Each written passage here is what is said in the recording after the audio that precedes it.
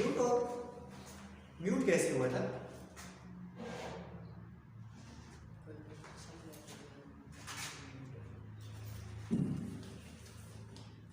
जहाँ से म्यूट था वो आप फिर देख लेना, लेक्चर अपलोडेड है। बट अगर कोई क्वेश्चन कंसेप्चुअली अगर कोई क्वेश्चन या प्रॉब्लम कर रहा हो तो वो आप मुझसे कंसल्ट कर सकते हैं। बट तैयारी इस तरह करनी है क्योंकि आज भी जो बोर्ड के चेयरमैन की मीटिंग हुई और उसने एलामिया जारी किया, वो उसमें यही कहा है कि आपके फुल लेंथ पेपर होंगे, ठीक है, और कोर्सेज कवर करने के लिए हम जून तक जाएंगे।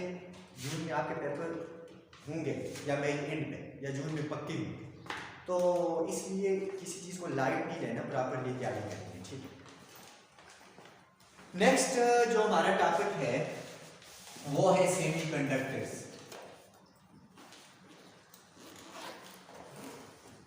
सेमीकंडक्टर्स, अब सेमीकंडक्टर्स के बारे में हम ऑलरेडी कुछ हमने पढ़ा था कि सेमीकंडक्टर्स ऐसे मटेरियल होते हैं जिनकी कंडक्टिविटी क्या होती है, in between conductors and insulator. तो ये कंडक्टर और इंसुलेटर्स के बीचों बीच कंडक्टिविटी शो करते हैं। अब सेमीकंडक्टर्स एलिमेंटल भी हो सकते हैं, लाइक एलिमेंट की फॉर्म में भी हो सकते हैं और कंपाउंड की फॉर्म में भी हो सकते हैं, ठीक है। एलिमेंटल सेमीकंडक्टर का मतलब है कि एलिमेंट से बनाए हुए सेमीकंडक्टर, ठीक है। और कंपाउंड सेमीकंडक्टर का मतलब है कि एक एटम या एक एलिमेंट से ना बने हो बट डिफरेंट एटम्स के मिलने से जो कंपाउंड बनता है, कंपाउंड की फॉर्म। तो हमारे पास एलिमेंटल भी होती है, एलिमेंटल सेमीकंडक्टर, और दूसरे कौन से होते हैं, कंपाउंड सेमीकंडक्टर, ठीक है। अब एलिमेंटल सेमीकंडक्टर में हम मोस्टली सिलिकॉन, जर्मेनियम वगैरह की स्टडी करते हैं। और कंपाउंड सेमीकंडक्टर आगे मजीद कितनी टाइप के होते हैं, 3 टाइप्स के होते हैं। कौन कौन से? ऑर्गेनिक होते हैं, ठीक है, इनऑर्गेनिक होते हैं, ऑर्गेनिक लाइक एंथ्रासीन, ठीक है, इसी तरह इनऑर्गेनिक और इनऑर्गेनिक में लाइक पॉलीपायरोल,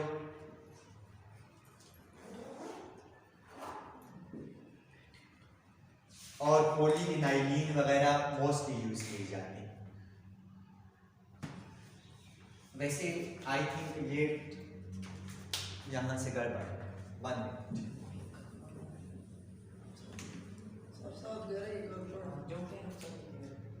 हाँ, और इनऑर्गेनिक उसके बाद कौन से होते हैं, ऑर्गेनिक पॉली,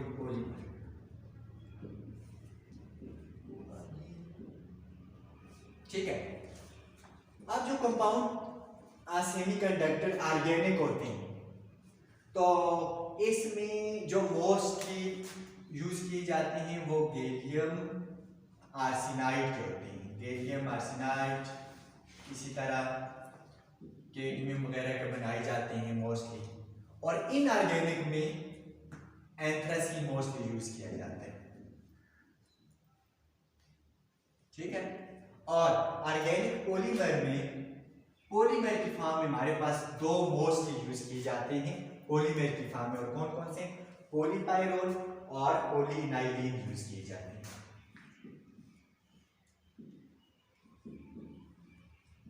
एंड पॉलीविनाइल। अब जब हम लार्ज स्केल पे इनकी स्टडी करते हैं तो हमें क्या मिलता है कि या तो ये सिंपल एक एलिमेंट की फॉर्म में होंगे प्योर, या तो एक एलिमेंट के साथ कुछ दूसरे भी अटैच भी होंगे इम्प्योर, ठीक है। अगर हम जस्ट एलिमेंटल को देखें तो एलिमेंटल भी क्या है, सिलिकॉन, जर्मेनियम, इसी तरह और भी हो सकते हैं कि एक पूरा एलिमेंट जो सिर्फ सिलिकॉन का बना हो, ठीक है। इसी तरह एक ऐसा एलिमेंट जो सिर्फ और सिर्फ जर्मेनियम का बना हो। तो इट मीन्स अगर सिर्फ पूरा एक सेमीकंडक्टर एक ही एटम का बना हुआ है, बाकी उसमें कोई दूसरा एटम नहीं। इट मीन वो एक तरह से प्योर सेमीकंडक्टर है। बट उसमें अगर एक हमारे पास लाइक ये जर्मेनियम और इसके साथ आर्सेनाइड भी ऐड हो गए, तो इट मीन्स अब इसमें वो प्योरिटी नहीं रही, इम्प्योर बन गई, इम्प्योरिटी बीच में ऐड हो गई। तो इसी तरह बाकी इट मीन्स अगर लार्ज स्केल का हम देखें तो हमारे पास कौन सी दो मेन टाइप्स बन सकती हैं इसकी, या तो सेमीकंडक्टर प्योर होंगे या तो सेमीकंडक्टर इम्प्योर होंगे। अब प्योर सेमीकंडक्टर को हम कहते हैं इंट्रिंसिक सेमीकंडक्टर। प्योर सेमीकंडक्टर को हम क्या कहते हैं? Intrinsic semiconductor. तो लार्ज स्केल पे फिर जब हम स्टडी करते हैं तो हमें या तो कौन से मिलते हैं, इंट्रिंसिक सेमीकंडक्टर या फिर इम्प्योर सेमीकंडक्टर्स, उनको हम क्या कहते हैं? Extrinsic semiconductor. इम्प्योर को क्या कहते हैं? Extrinsic semiconductor. अब इंट्रिंसिक सेमीकंडक्टर प्योर सेमीकंडक्टर को कहते हैं जो 100% प्योर, अल्दो 100% प्योरिटी बहुत मुश्किल है, पॉसिबल नहीं है, बट फिर भी अगर थोड़ी सी इम्प्योरिटी हो फ्रिक्शन में, हम उसको नेग्लेक्ट करते हैं।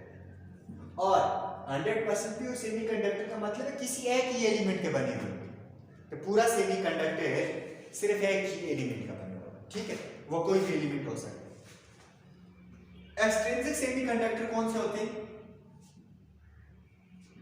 Impure semiconductor. इम्प्योर मीन एक सेमीकंडक्टर हमारे पास है लाइक किसी भी एलिमेंट का, और उसमें कोई दूसरे भी एलिमेंट साथ में ऐड हो। इस तरह समझ लें कि जिस तरह आजकल चल रहा है जी कि अल्लाह की कसम खालिस दूध 130 रुपये, खालिस दूध 120 रुपये कि अल्लाह की कसम खालिस दूध वाला उसका क्या मतलब? 100% खालिस दूध है, उसमें पानी वगैरह बिल्कुल मिक्स नहीं, ठीक है। तो दूसरा खालिस दूध पे आ जाते हैं, तो खालिस दूध मीन क्या है, तो ये भी इसके लिए बीच में पानी ऐड करते हैं, ठीक है। हमें जो पर्पस फुलफिल करना है, लाइक हमें चाहिए जी 1 kg से हमें 1.5 kg दूध के पैसे मिल जाए, तो हमने बीच में पानी ऐड कर दिया, ठीक है, अपने मकसद को पूरा करने के लिए। इसी तरह जब हम नेचर में देखते हैं, हमारे पास different semiconductor like silicon, germanium etcetera, although इनके साथ इम्प्योरिटीज भी ऐड हुई होती हैं, बट अब हम जब अपनी पर्पस के लिए किसी भी सेमीकंडक्टर को डिजाइन करते हैं, फिर अब अपनी मर्जी से डिजाइन करते हैं, ठीक है, ताकि सारी चीजें हमारी मर्जी से हो। हमें किस तरह का सेमीकंडक्टर चाहिए, उसी ही तरह हम उसमें वो इम्प्योरिटी भी ऐड करते हैं, कितनी ऐड करनी है वो भी हम तक हो, और ठीक है कैसे ऐड करनी है, कौन सी इम्प्योरिटी ऐड करनी है। कौन सी इम्प्योरिटी का मतलब है, अब पानी की भी आगे टाइप्स होती है ना, साफ पानी है, साफ पानी नहीं है, या कुछ इस तरह का। तो इम्प्योरिटीज भी यहाँ हम अपनी मर्जी से ऐड करते हैं, जो हमें चाहिए जिस फंक्शन के लिए सेमीकंडक्टर, उस फंक्शन को परफॉर्म देने के लिए जिस अमाउंट में और जितनी हम इम्प्योरिटी ऐड करना चाहते हैं, हम वो ऐड करते हैं। क्लियर? और वो कैसे, ये बाद में हम डिस्कस करते हैं। लेकिन अभी सबसे पहले हम आ जाते हैं कि इंट्रिंसिक सेमीकंडक्टर क्या है। तो इंट्रिंसिक सेमीकंडक्टर को फिर हम कैसे डिफाइन करेंगे? हाँ, कि ऐसा सेमीकंडक्टर जो 100% प्योर, जिसमें कोई भी इम्प्योरिटी ना हो, उसको हम क्या कहते हैं? Intrinsic semiconductor. प्योर सेमीकंडक्टर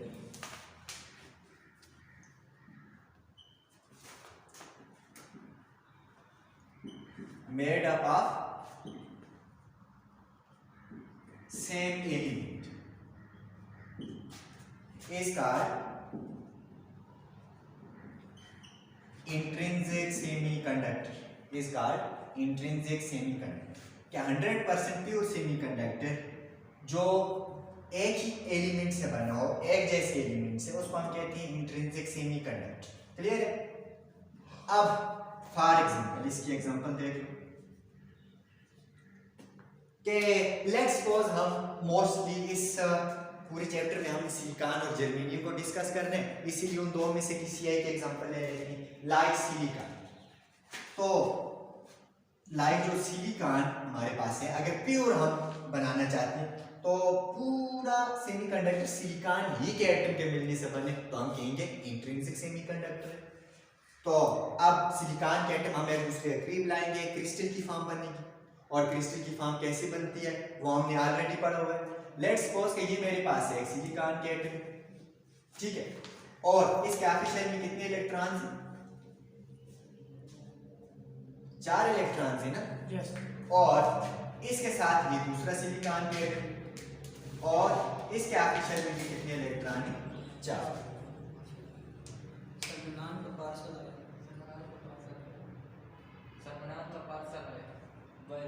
अच्छा, तो लेट्स सपोज कि ये आपके पास 4 इसके पास है, 4 इसके पास, एक दूसरे के करीब लाते हैं तो ये दोनों एक दूसरे के साथ इलेक्ट्रॉन क्या कर रहे हैं? शेयर। इसका मतलब है इस सिलिकॉन का इलेक्ट्रॉन अब इसके अराउंड भी वैलेंसी पूरी करेगा और इसका इलेक्ट्रॉन इसके अराउंड भी वैलेंसी पूरी करेगा, ठीक है।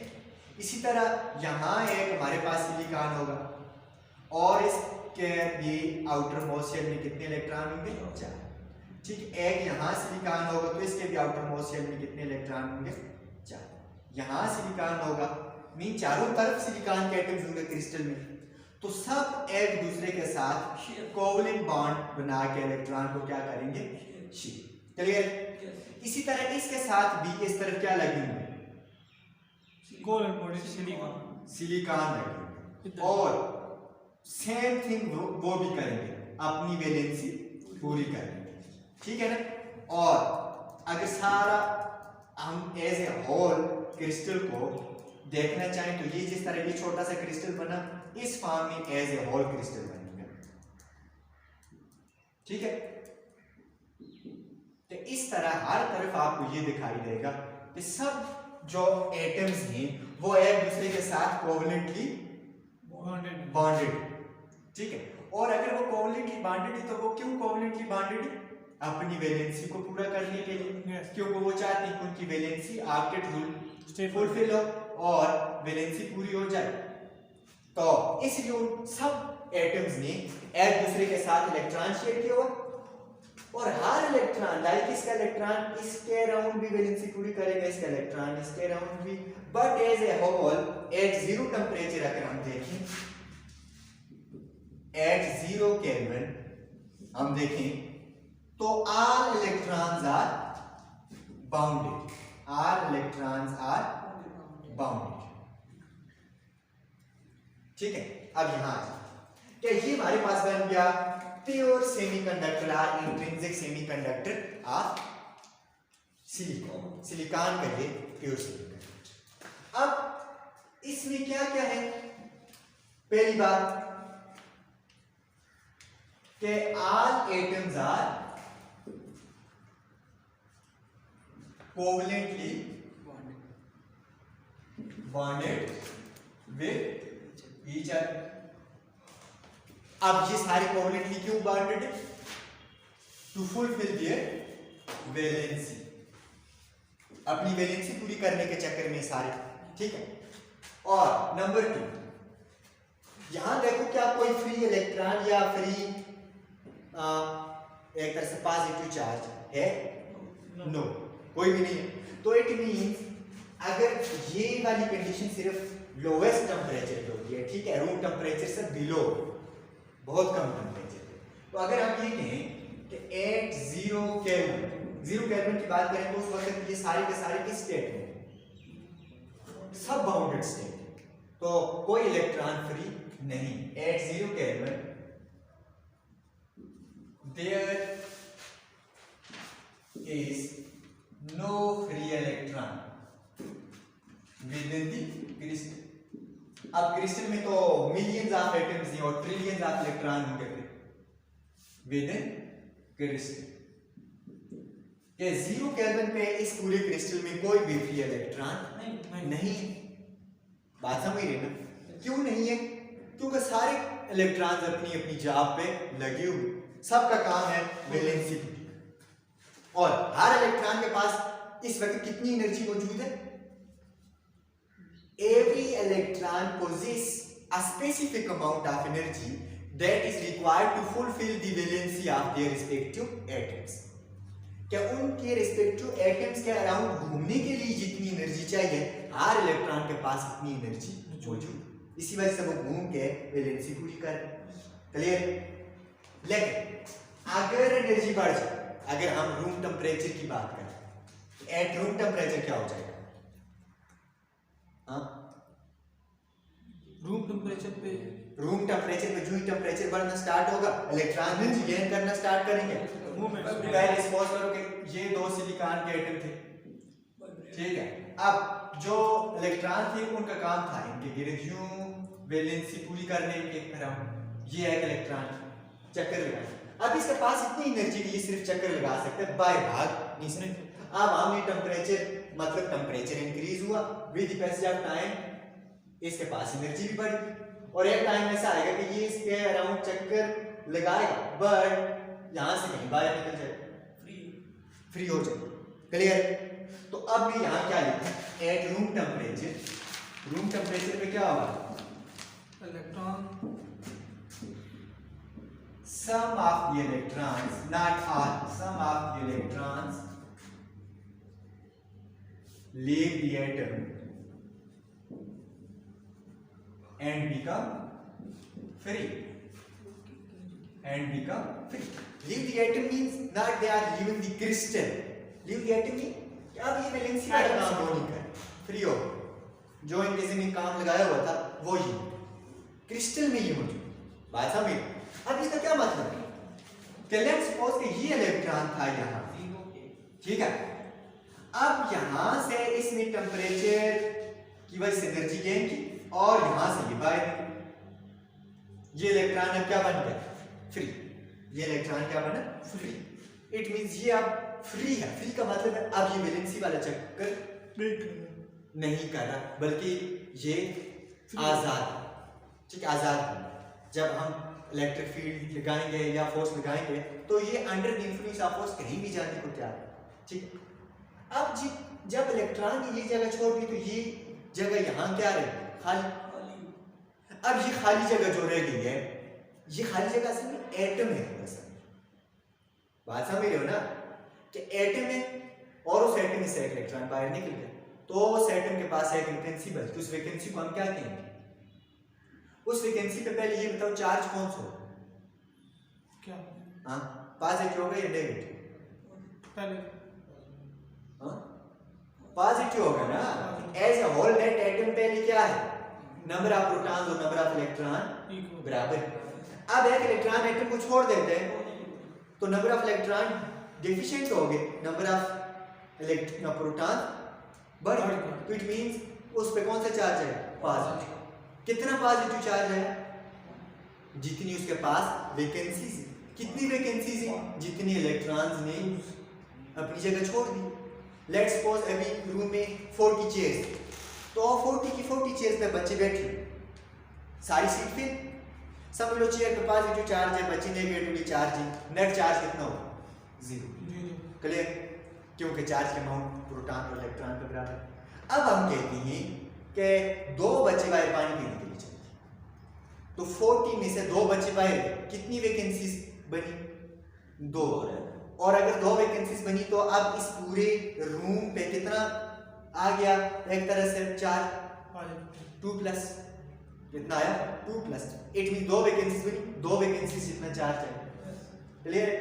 बट वो चार्ज समझ लो ये इस पूरे रूम को शो करे, तो यहाँ भी जो वैकेंसी बनती है वो पूरे एटम को एक तरह से रिप्रेजेंट करे। क्लियर है? उस एटम के पास ये वैकेंसी खाली है, तो वैकेंसी का मतलब है atom has the tendency to take electron, क्या वो इलेक्ट्रॉन ले सकते, उसके पास जगह मौजूद।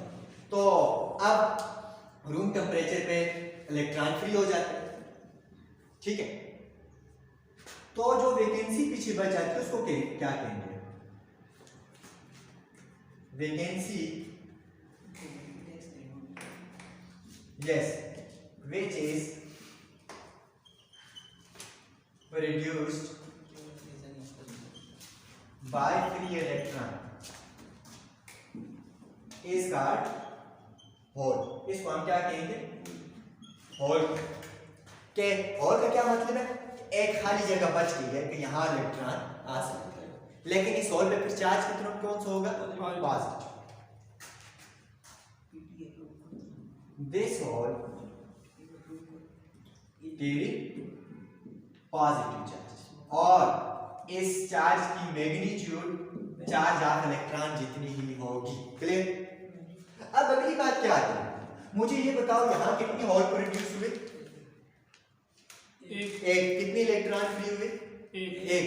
नंबर ऑफ होल और number of free electron pure semiconductor या इंट्रिंसिक सेमीकंडक्टर में हमेशा क्या होगा? सेम। क्या होंगे? जितने फ्री इलेक्ट्रॉन होंगे इतनी होल बनी, इतनी वैकेंसीज बनी। लाइक अभी 40 बच्चे 40 चेयर्स पे बैठे, 20 अगर बाहर चले जाए 20 तो 20 हुए फ्री, तो पीछे वैकेंसीज कितनी बची? खाली सीट्स 20। इट मींस एक प्योर सेमीकंडक्टर में हमेशा नंबर ऑफ होल्स और नंबर ऑफ फ्री इलेक्ट्रॉन्स बराबर होते हैं। इंट्रिंसिक सेमीकंडक्टर या pure semiconductor, number of holes always equal to number of electrons. That is impure में तो भी हम कह ही देना, impure में तो नहीं होता ऐसा। impure तो हम बनाते इसीलिए ताकि इस कंडीशन को हम डिस्ट्रॉय कर सकें। ये हमें नहीं चाहिए ना कि बराबर, मसला ये है हमें ये चाहिए कि ये बराबर नहीं होना चाहिए, मतलब कोई मेहमान भी तो आ सकते हैं ना। अच्छा, अब इसको हम कैसे लिखेंगे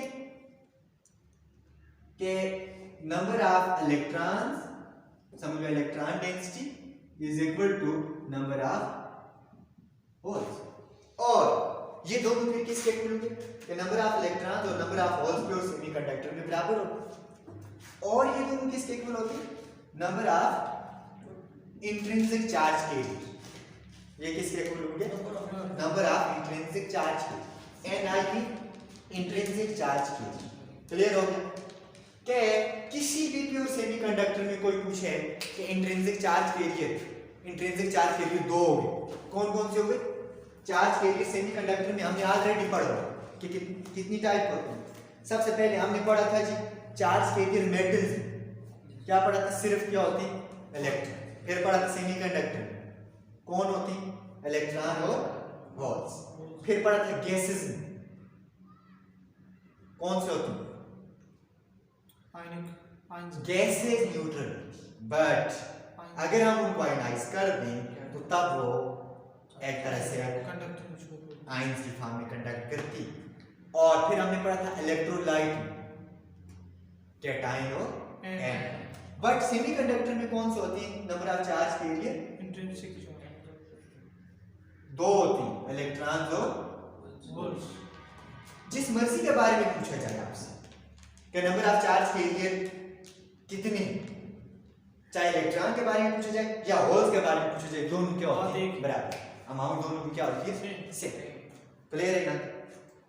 अच्छा, अब इसका मतलब क्या होगा कि ये इंट्रिंसिक के अंदर ये सारा कुछ होता है, ठीक है, लेकिन क्या हम इंट्रिंसिक सेमीकंडक्टर को प्रैक्टिकल यूज करते हैं? प्रैक्टिकली हाँ, इंट्रिंसिक नहीं क्या? स्पेस क्यों नहीं है? किस चीज की स्पेस नहीं है?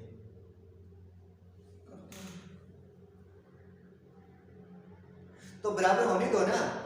और भी चार्ज कैरी करती हैं, इलेक्ट्रॉन भी चार्ज कैरी करती हैं, करंट तो बनेगा ना, फ्री तो है ना, करंट बनेगा, हमें करंट चाहिए, लेकिन फिर भी हम इसको नहीं करते हैं। देखो क्यों? मुझे ये बताओ कि क्या प्योर गोल्ड को हम यूज करते हैं? नो, नहीं करते। हालांकि वो कितना प्योर होता है फिर भी हम नहीं करते। क्यों नहीं करते?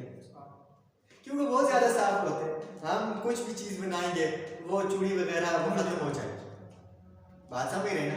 इसलिए हम प्योर को यूज नहीं करते क्योंकि वो हमारी जो हमें चाहिए जो चीज वो उसके अकॉर्डिंग नहीं है, ड्यूरेबिलिटी उसके अंदर वो नहीं जो हमें चाहिए।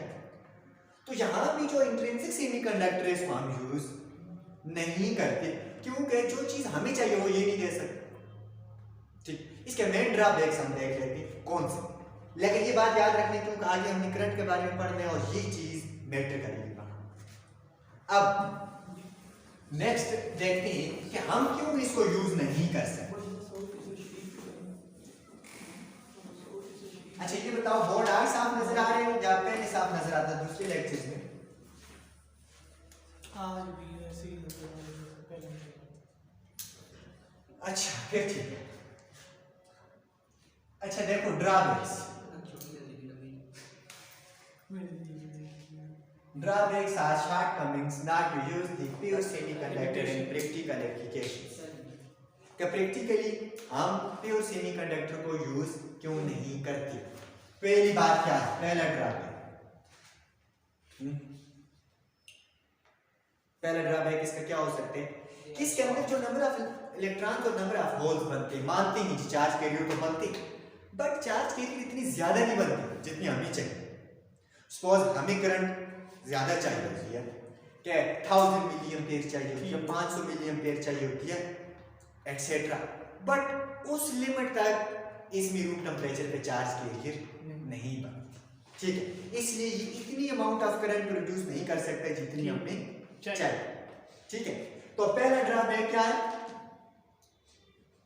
स्मॉल अमाउंट ऑफ करंट, कि ये अभी जो करंट देता है वो बहुत कम, और ये करंट की अमाउंट कम क्यों होती है? हाँ, क्योंकि इसके अंदर स्मॉल अमाउंट ऑफ चार्ज के लिए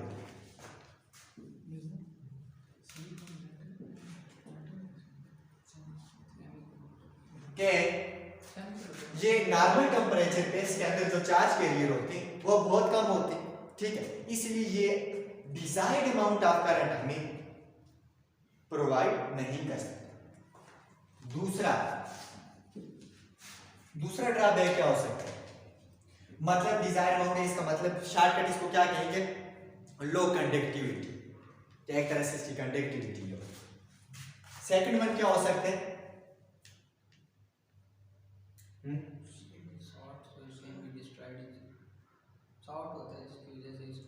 ये कहां से साफ कर दिया? अच्छा, सेकंड वन ये है कि हम इसकी करंट की अमाउंट को कंट्रोल नहीं कर सकते। हम इसकी करंट की कम भी अमाउंट को ज्यादा भी नहीं कर सकते। क्यों नहीं कर सकते? मतलब हम इसकी करंट की अमाउंट को कम या ज्यादा नहीं कर सकते, क्यों?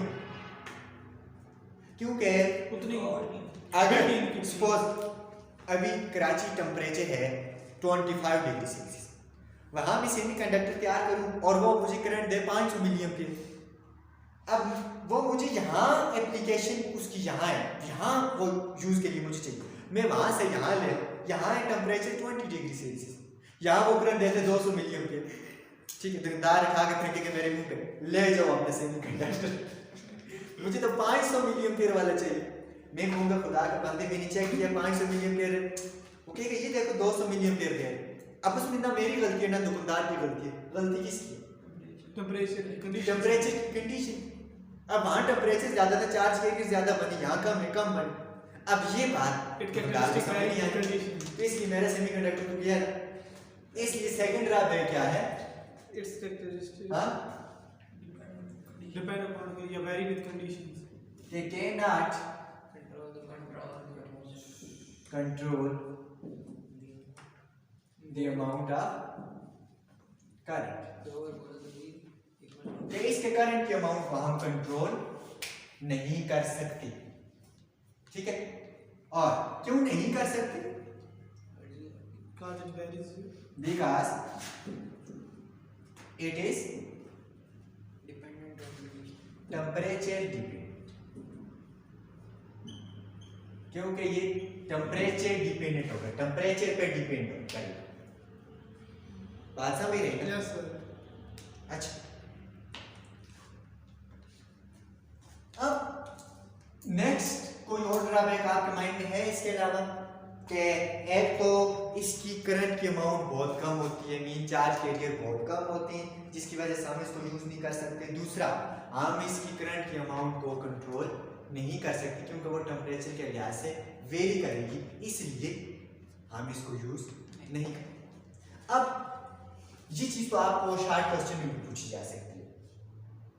और एक और चीज भी पूछी जा सकती है मजे की, वो ये है कि आपसे पूछे जा सकते हैं क्या नंबर ऑफ चार्ज कैरियर तो इसमें बराबर होते हैं नंबर ऑफ होल्स और नंबर ऑफ चार्ज इलेक्ट्रॉन्स। और तो इट मीन इलेक्ट्रॉन की वजह से भी करंट फ्लो करेगा, होल्स की वजह से भी करेगा, बट कैसे करेगा ये हम नेक्स्ट टॉपिक में पढ़ेंगे। अब अगर करेगा तो क्या करंट दोनों की वजह से बराबर होगा? नो, हाँ नहीं, नहीं होगा। चार्ज कैरियर दोनों बराबर है, चार्ज भी दोनों पे बराबर है, तो फिर करंट बराबर होगा या नहीं होगा? होगा, नहीं होगा। Current due two electron is not equal to current due to holes। ठीक है, लेकिन एक बात है, टोटल करंट किसके इक्वल होगी? Electron due two electron plus holes. ठीक है, सेमीकंडक्टर। लेकिन इलेक्ट्रॉन की वजह से जो करंट होगा वो होल्स की वजह से करंट के जितना नहीं है। इसकी क्या वजह? चार्ज दोनों पे बराबर है, सेम है, दोनों की वजह से करंट सेम डायरेक्शन में होगा, बट मैग्नीट्यूड में करंट दोनों पे बराबर नहीं। हालांकि हम ये पढ़ते हैं कि current is equal to del Q by del T, यही है ना। अब करंट हम जो जिस चीज में देख रहे हैं उसका वो मतलब ये हमें ये बताते हैं कि current is equal to del Q at T is equal to 1 से। मीन एक यूनिट टाइम में जितने चार्जेस फ्लो कर चुके हैं किसी भी एरिया से, उन चार्जेस जितनी मैग्नीट्यूड होगी करंट की। अब क्या होल्स और इलेक्ट्रॉन सेम वेलोसिटी से मूव करेंगे? नो, नो, ऑब्वियसली नो, क्योंकि होल तो पूरा एटम में शामिल रहता है, ठीक है, और इलेक्ट्रॉन तो बहुत स्मॉल, तो इलेक्ट्रॉन फास्ट मूव करेगा, होल की वेलोसिटी इलेक्ट्रॉन की वेलोसिटी से बहुत कम है। ठीक है, तो इसका मतलब है फिर एक स्पेसिफिक एरिया में से अगर एक सेकंड में 100 इलेक्ट्रॉन पास होगी क्योंकि उनकी वेलोसिटी ज्यादा है, क्या 100 और पास होंगे? नो। इसका मतलब है कि वेलोसिटी के डिफरेंस की वजह से ये दोनों करंट आपस में बराबर नहीं होंगे। वैसे जर्नल करंट की रिप्रेजेंटेशन क्या है?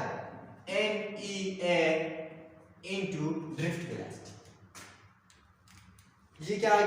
डेंसिटी ऑफ चार्ज, कितनी चार्जेस हैं, ये मैग्नीट्यूड ऑफ चार्ज, ये किस एरिया में से पास हो, मल्टीप्लाई कितनी वेलोसिटी से। इट मींस वेलोसिटी डिपेंडेंट है करंट। बात समझ रहे हैं? करंट की मैग्नीट्यूड, तो जितनी वेलोसिटी ज्यादा होगी करंट इतना ज्यादा, जितनी वेलोसिटी कम होगी करंट इतना कम। तो velocity of electron is much higher than velocity of sir hole तो पॉजिटिव चार्ज कैरियर है, तो ये फिर कन्वेंशनल होगा या करंट होगा? नहीं, ये करंट है। कन्वेंशनल हम इसको इसलिए कहते हैं क्योंकि उसकी डायरेक्शन की वजह से, चार्ज इलेक्ट्रॉन गिरा रहे हैं, हम करंट की डायरेक्शन इसका ऑपोजिट कहते हैं, तो इसलिए हम कन्वेंशन, वो कन्वेंशन है, मतलब कन्वेंशन का ये मतलब नहीं है कन्वेंशनल कोई नई चीज है, that is direction of current is conventionally taken from positive to negative, there is no logic. बात समझ रहे हैं ना? क्या कन्वेंशनल का मतलब कन्वेंशनली हमने ये डायरेक्शन पॉजिटिव टू नेगेटिव ली, क्योंकि हम पहले ये मानते होते थे कि पॉजिटिव चार्जेस हायर पोटेंशियल पे, नेगेटिव लोअर पे, पॉजिटिव टू लोअर चार्जेस जा रहे होंगे, तो करंट ऐसी इसी डायरेक्शन में। तो जब हमें पता चला कि इसका ऑपोजिट हो रहा है, तो फिर भी हमने करंट की डायरेक्शन को वही माना, तो वो कन्वेंशनल डायरेक्शन। बात समझ रहे हैं? पर सर फ्लो ऑफ इलेक्ट्रॉन की फ्लो से होता है ना, फिर ये तो पॉजिटिव चार्ज है ना, हाँ, होल तो इनकी वजह से करंट कैसे होगा? ऐसी दोनों की वजह से सेम डायरेक्शन होती है, पॉजिटिव तो जा ही पॉजिटिव टू नेगेटिव है ना, ठीक है, उनकी तो डायरेक्शन थी। लेकिन नेगेटिव की वजह से जो हम मानते कि negative charges negative to positive आ रहे होते, बट हम डायरेक्शन पॉजिटिव टू नेगेटिव। बात समझ? तो दैट्स कन्वेंशनल। अच्छा, अब ये इस कन्वेंशनल को आप फिर आगे नहीं समझे। नहीं सर, कन्वेंशन समझ क्यों, और ये मुझे समझ नहीं आ रही जो ये देखो ना, ये कन्वेंशन है। सर आपने कहा ये सबसे पहले हम क्या मानते थे कि वायर के अंदर पॉजिटिव चार्जेस दौड़ रहे, लेकिन ऐसा है नहीं, क्योंकि पॉजिटिव चार्ज वायर के अंदर, मेटल्स की वायर के अंदर होती ही, मेटल्स में होती ही, कंडक्टर्स में फ्री पॉजिटिव चार्ज नहीं होती। वहां सिर्फ इलेक्ट्रॉन मूव करते। लेकिन हमारा मानना ये था, कन्वेंशन हमारी क्या थी, करंट किस वजह से होता है, पॉजिटिव। अब उस करंट की डायरेक्शन जो हमारी इस कन्वेंशन पे बेस करती थी क्या थी, पॉजिटिव टू। अब जब हमें एक्चुअल में पता चल जाएगा वहां तो पॉजिटिव चार्ज है ही नहीं, वहां तो इलेक्ट्रॉन दौड़ रहे हैं, ठीक है, तो करंट की डायरेक्शन उल्टी लेनी चाहिए, लेकिन फिर भी हम पहले वाली ले रहे हैं क्योंकि वो डायरेक्शन हमारी एक तरह से कन्वेंशन पे बेस कर ली थी, तो उसी वजह से हम उसको कन्वेंशनल डायरेक्शन कहते हैं। There is no more logic, ठीक है। अब ये आपके पास आ गया सर। ये जो आपने कहा है कि ये होल बने, ये पॉजिटिव चार्ज क्या आपने कहा है, इनकी वजह से भी करंट फ्लो, हाँ, दोनों की वजह से सेम डायरेक्शन है, पॉजिटिव की वजह से। यस, पॉजिटिव तो पक्के जाएगी, पॉजिटिव टू नेगेटिव, उनकी वजह से तो हो गई करंट, ठीक है, ठीक। तो नेगेटिव जो चार्जेस आ रहे हैं वो नेगेटिव टू पॉजिटिव आ रहे हैं, ठीक है। कन्वेंशनली पॉजिटिव टू नेगेटिव की डायरेक्शन हम लेते हैं, तो दोनों की डायरेक्शन क्या होगी, सेम सेम, ठीक। अच्छा ये करंट में क्लियर हो जाए। अभी देखो कि करंट किसकी वजह से ज्यादा होगा, इलेक्ट्रॉन या होल्स की वजह से। तो इलेक्ट्रॉन की वजह से जो करंट होगा वो ज्यादा होगा क्योंकि वेलोसिटी ज्यादा होती है, ड्रिफ्टिंग ज्यादा होती है, और होल की वजह से कम होगा। क्लियर? तो इसलिए हम इन दोनों का सम यहाँ लिखते हैं, वरना हम ये लिख लेते 2 ऑफ होल या 2 ऑफ इलेक्ट्रॉन के total current double of electronic current जितने या double of current due to hole जितने, बट ऐसा हम नहीं लिखते। क्यों? क्योंकि ये दोनों बराबर नहीं है और कभी हो भी नहीं सकती। क्यों? क्योंकि हमें वेलोसिटी को तो पता है, वेलोसिटी किसके इक्वल होती है, vt, ड्रिफ्ट वेलोसिटी, हाँ, force divided by acceleration. Yes sir. तो फोर्स, इलेक्ट्रिक फोर्स कितनी होती है, E और divided by F by m होता है एक्सेलरेशन, ठीक है। तो F by m into tau mean free time, ये हमने ऑलरेडी ड्राइव किया था करंट वाली टॉपिक, कि ड्रिफ्ट वेलोसिटी किसके इक्वल है, इसके। और ये मीन फ्री टाइम एक तरह से देखो फिर वेलोसिटी के साथ कैसे इंटरेक्ट, हाँ, मीन फ्री टाइम क्या है, कितने टाइम, ये कितने टाइम में कोई चार्ज पार्टिकल आगे कोलाइड करेगा, कोलाइड होगी वगैरह वगैरह। ये एक तरह से करंट कंट्रोलिंग कंपोनेंट, बात समझ। मेटल्स के अंदर भी यही करंट को कंट्रोल करता है कि अगर कोलाइन टाइम टाउ ज्यादा हो, करंट ज्यादा हो, क्यों? क्योंकि बहुत देर बाद जाकर कोलाइन होगी कहीं, तो इट मींस इतना टाइम हमारे पास बचा रहेगा कि कोलाइन होगी, कोलाइन होने के तो एनर्जी लॉसेस होते हैं ना, जितना लॉन्ग टाइम होगा कोलाइन का इतनी करंट क्या होगी ज्यादा, क्योंकि एनर्जी लॉसेस इतने कम, और जितनी शॉर्ट टाइम में कोलाइन होती रहेगी इतनी एनर्जी लॉसेस ज्यादा होगा, करंट क्या होगी कम। तो इसलिए ये चीज मैटर करती है, ठीक है। VT। अब नेक्स्ट जो हमारे पास इसके बाद इंट्रिंसिक सेमीकंडक्टर में हम देखते हैं कि इसके ये ड्रॉबैक्स हैं। इन ड्रॉबैक्स की वजह से हम इसको यूज नहीं कर सकते। अगर इन ड्रॉबैक्स की वजह से हम इसको यूज नहीं कर सकते तो लाजमी बात है फिर हम अपने पर्पस के लिए कोई और डिजाइन करते हैं, ठीक है, कोई स्पेशली डिजाइन सेमीकंडक्टर की तरफ जाते हैं हम, ठीक है, लाइक या अपनी मर्जी से उसमें कुछ इम्प्योरिटीज वगैरह ऐड करते हैं, तो हम प्योर से फिर किधर जंप कर जाते हैं, इम्प्योर सेमीकंडक्टर। किधर जंप कर जाते हैं, इम्प्योर सेमीकंडक्टर या एक्सट्रिंसिक सेमीकंडक्टर। अब इस पे आ जाते हैं। अच्छा, एक्सट्रिंसिक सेमीकंडक्टर क्या होता है? Impure semiconductor which is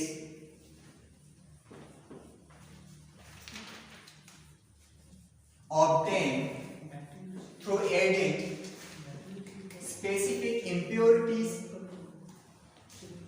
in specific quantity.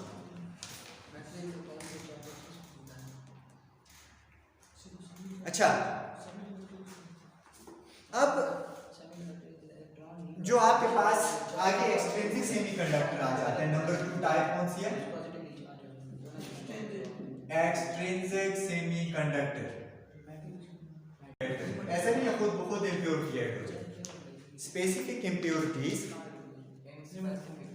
इन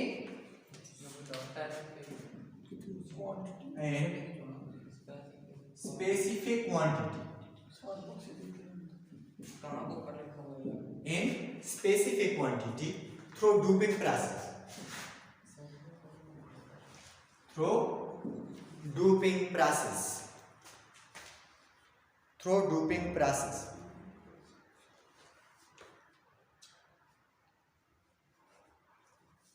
ठीक है,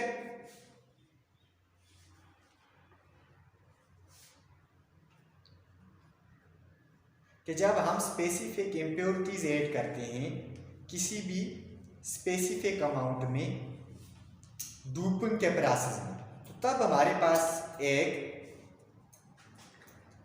और टाइप बन जाती है सेमीकंडक्टर की, जिसको हम क्या कहते हैं? एक्सट्रिंसिक सेमीकंडक्टर, जिसको हम क्या कहते हैं? Extrinsic semiconductor. Clear? Mean impure semiconductor made up of adding specific impurities in specific quantity. impurities हमने ऐड करनी है जो चाहिए, स्पेसिफिक कोई भी हो सकती है, और कितनी करनी है वो भी हम अपनी मर्जी से उसमें ऐड करेंगे, स्पेसिफिक अमाउंट। किस प्रोसेस के थ्रू करेंगे? Through doping process. Through doping process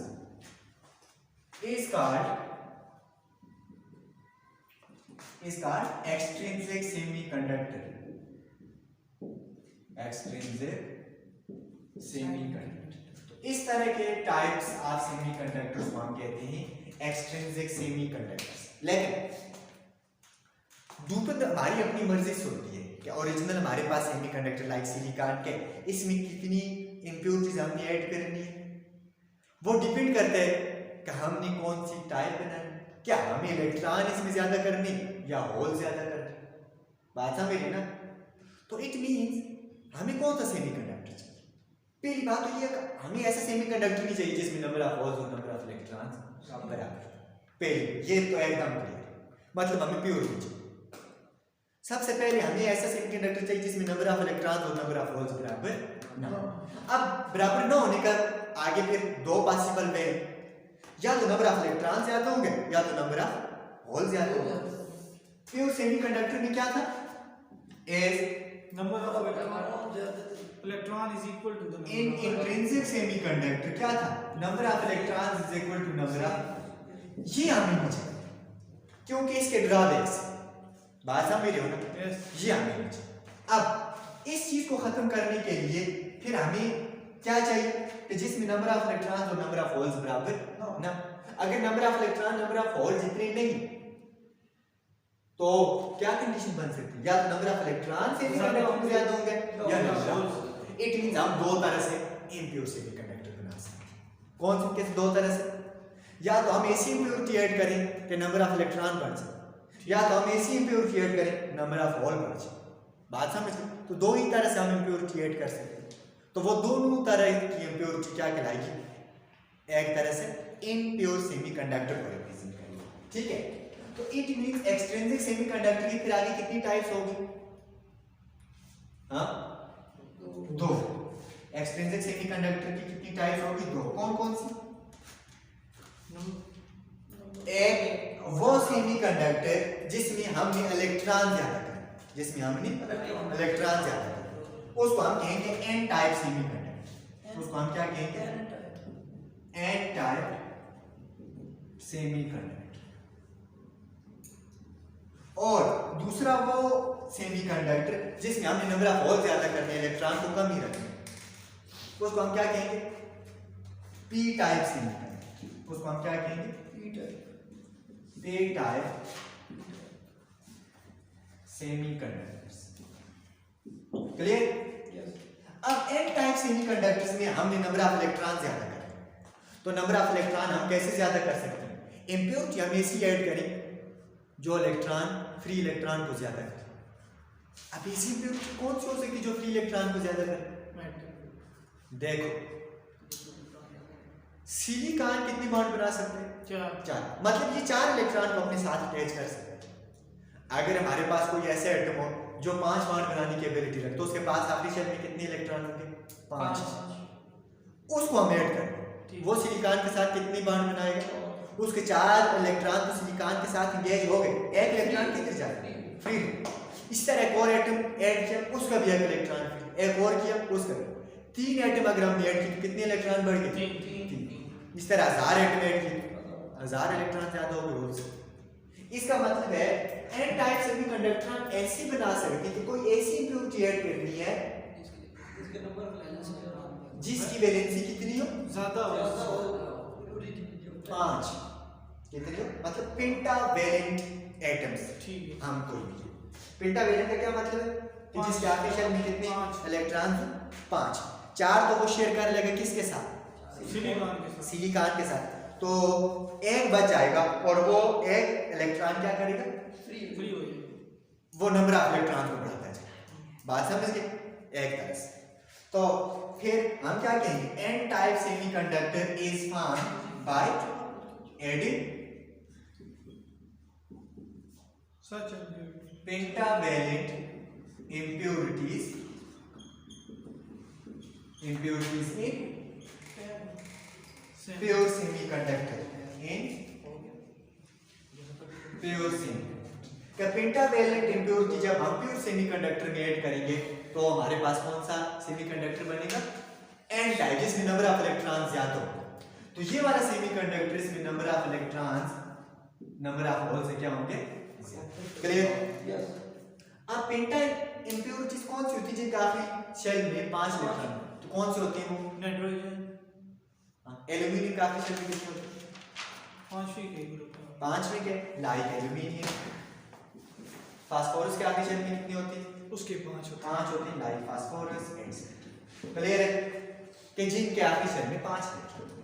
अब इसी तरह पी टाइप सेमीकंडक्टर हम कैसे बनाते हैं? लेकिन ये सारा प्रोसेस कैसे करेंगे? डोपिंग के, ठीक है। अब पी टाइप सेमीकंडक्टर हम कैसे बनाते हैं? कौन सी इम्प्योरिटी ऐड करेंगे? होल बनेंगे। जो सब पेंटावैलेंट नहीं है, सिर्फ फास्फोरस। डाइवैलेंट, ट्राइवैलेंट, अच्छा, ट्राइवैलेंट कौन से? ट्राई। क्या सपोज करो कि आपने आर्सेनिक ऐड करनी है। ट्राइवैलेंट ऐड कर, ठीक है। एस ट्राइवैलेंट आपने ऐड कर ली इम्प्योरिटी। ट्राइवैलेंट इम्प्योरिटी ऐड करने का मतलब है कि उसके 3 इलेक्ट्रॉन तो 3 से एंगेज हुए, ठीक है। तो एक बच, एक होल बच, क्योंकि उसके पास तो इलेक्ट्रॉन नहीं है ना चौथा। उसके पास क्या बचा? एज ए होल, क्योंकि चौथा इलेक्ट्रॉन ही उसके पास नहीं। इलेक्ट्रॉन होने का मतलब उसकी वैकेंसी तो है ना। बात समझ रहे हैं ना? वैकेंसी है लेकिन इलेक्ट्रॉन, तो क्या बचा? कि अगर हम ट्राइवैलेंट इम्प्योरिटीज प्योर सेमीकंडक्टर में ऐड करें तो हमारे पास कौन सा सेमीकंडक्टर बनेगा? ऐसा सेमीकंडक्टर बनेगा जिसमें नंबर ऑफ होल ज्यादा हो। और वो कौन सा है? P type. वो कौन सा है? पी। तो पी टाइप सेमीकंडक्टर फिर हम कैसे बनाएंगे? बाय एडिंग ट्राइवैलेंट इम्प्योरिटीज, ठीक है। ट्राइवैलेंट इम्प्योरिटीज जब हम ऐड करेंगे तो चूंकि उसके 3 इलेक्ट्रॉन, एक इलेक्ट्रॉन की जगह खाली एक होल, तो इतनी जितनी भी ट्राइवैलेंट हम एटम ऐड करते जाएंगे इतने होल उस क्रिस्टल में ज्यादा होते जाएंगे as compare to electron. Clear? तो trivalent impurities, that is trivalent impurities कौन सी हो सकती है? लाइक बोरान, एल्यूमिनियम, गैलियम, ठीक है, एटसेट्रा, ठीक है। अब ये 2 तरह के हमारे पास सेमीकंडक्टर, इम्प्योर होंगे और प्योर सेमीकंडक्टर भी 2 तरह के मैंने हमने देखे, सिलिकॉन और जर्मेनियम। अब जो नेक्स्ट हमने पढ़ना है, इनमें कंडक्शन कैसे होती है, that is must important but very funny, ठीक है। तो इंशाल्लाह उस बारे में हम कल पढ़ेंगे, ठीक है।